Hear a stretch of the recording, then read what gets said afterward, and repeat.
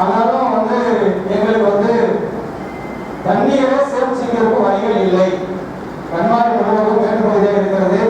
பல்வேறு கிராம மக்கள் அந்த கண்மாய் மூலம் பயனடைகிறோம். கிட்டத்தட்ட ஒரு 12 குடிநீர் ஊழி அதன் மூலமாக நீர் ஆரம்பிக்கிறது. எனவே அந்த சிக்கல் பாசன கண்மாயை சிறப்பு கவனம் செலுத்தி இருக்கின்ற 8 மலைகள் தூர்வார வேண்டும் என்று மாவட்ட ஆட்சியருடைய